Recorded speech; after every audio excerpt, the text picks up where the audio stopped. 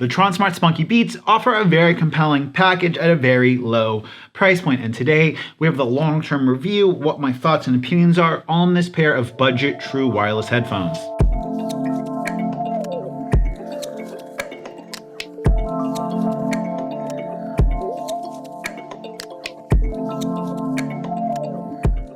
Before we get started, if you want to buy these, link in the description down below, written content up on the website. If you guys want to get a hold of me, ask me questions, at me on Twitter, don't DM me. And let's just hop into talking about these headphones. Now, the first thing that you guys want to know is how they sound. And so I sat down, I did a very comprehensive listening test with these headphones. I've used these headphones in the gym quite a bit, and I will have a link to my listening playlist that I use to test these headphones down here. Essentially, it's a mix of rock and roll, electronic music, and some hip hop. It kind of covers a fair amount of genres. And when using these headphones with electronic music, I find that the performance is good. The bass is punchy, there is some thump. But when we listen to more like diverse tastes in music, meaning some rock and roll, things like Boston and Steely Dan, where we have a more diverse group of sounds, these headphones begin to fall apart a little bit. Listening to Steely Dan, some of the other instruments just aren't coming across with the same kind of clarity that they are on other headphones. When we listen to hip hop music, I do find that sometimes the vocals are a little bit pushed back. They're a little bit recessed in the overall soundstage, and just kind of the soundstage in general for these would be like a pretty small, like kind of nightclub venue, listening not necessarily to electronic music because it doesn't have the same kind of punch that other headphones have, but it has like a kind of a small room, very, very kind of bassy feel without necessarily being thumpy. They do have thump, and when listening to something like Explosive by Dr. Dre, you definitely hear the 808s and you definitely hear the kick in the drum when you're listening to these, although I would say that maybe the Halo GT1 Plus do a better job of like giving you that thumpy bass would be the best way I can describe it. If you guys want me to compare the Tronsmart Spunky Beats with the Halo GT1 Plus, if I get 100 likes on this video, I will go ahead and do the head-to-head comparison with these headphones. Now that we've covered the sound, let's kind of go back a little bit and talk a little bit about the overall presentation, the physical characteristics, and the user experience of these.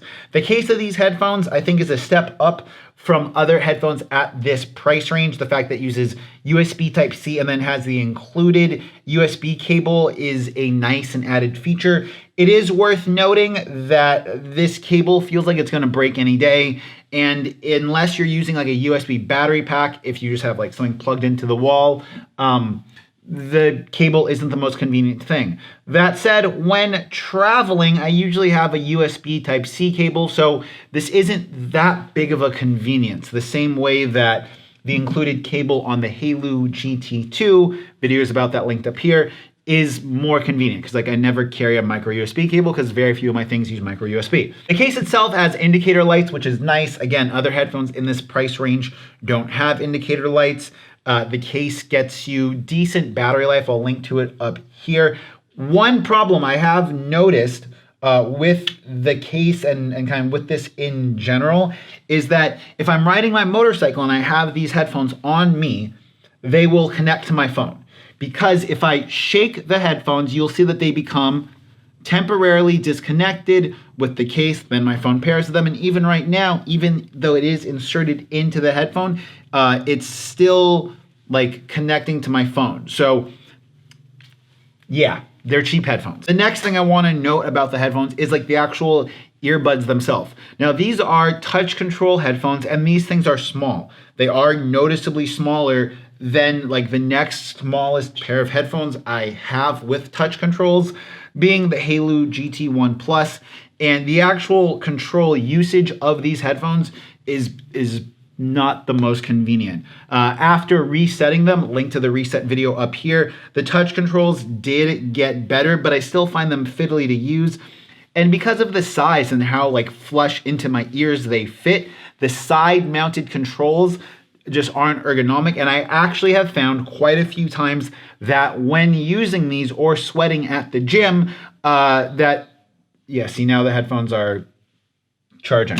That oftentimes at the gym, they will power themselves off just because it's sensing a touch, even though they're in my ears. The next thing that you guys are going to want to see is my tried and true latency test. And being that these have the Qualcomm 3020 chip, latency on these is great. Latency test right now.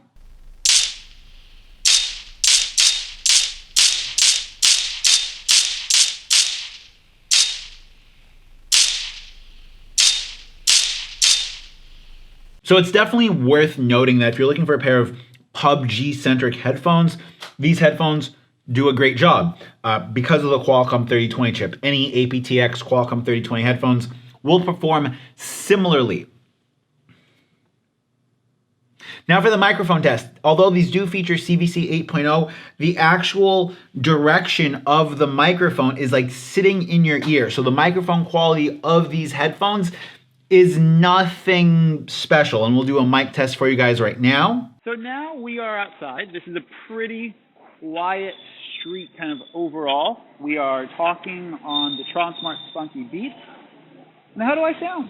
I think overall they're okay. They're not great, and for the price, I think it's a pretty acceptable sounding microphone. As you guys can hear, the microphone is okay in a quiet environment. The CVC does a totally adequate job of cutting out echo, but when you're outside and there's other background noise that you're competing with, the performance gets a little bit worse. Real quick, before we go into who should buy these and whether or not these are a good deal, if you want to go ahead and listen to the videos because you have bad internet or you want these in a podcast form, I do host all of these videos on SoundCloud, and you guys can have links to SoundCloud as well as Google Podcasts in the description down below. Now, who should be buying these headphones? Well, ultimately, I think that if you want a pair of headphones that's really good specifically for gaming where you need to have that low latency, these are a good option. If you're buying a pair of headphones to watch YouTube videos with, these are a good option. If you wear a burqa, a hijab, or you have some type of head covering and you need to have a very small form factor headphone, I think that these headphones do a pretty good job. One thing that I would say that these headphones don't do a very good job of is if you're at the gym and you want to be able to skip tracks, if you want to be able to navigate your music, the touch controls on these, while they're not as bad as I originally thought, because of the size of the headphone, they just don't give you the most feedback when like touching the controls. And I'll be doing like a whole separate other video about like true wireless headphone controls, what I think is good controls, what I think is bad controls, and what like the average user could expect. But I think that for someone that's like constantly shuffling through music, this is not the pair of headphones for you. Like even a cheap option like the Halo GT2 that has the physical button is going to give you a better playback experience if you want to skip songs. If you guys want a head-to-head comparison between these and the Halo GT1 Plus, this video gets 100 likes and I will be doing a comparison between the two of them. If you guys want a comparison between these, the MPOW M5, which would be the next cheapest true wireless headphones with the Qualcomm 3020 chip. If this video gets 35 comments, I'll do a video on that. And one last thing that I do think is worth noting with these headphones is that although they do have the Qualcomm 3020 chip, that doesn't change the fundamental design of the headphones, nor does it necessarily make them a better pair of headphones to use for everybody.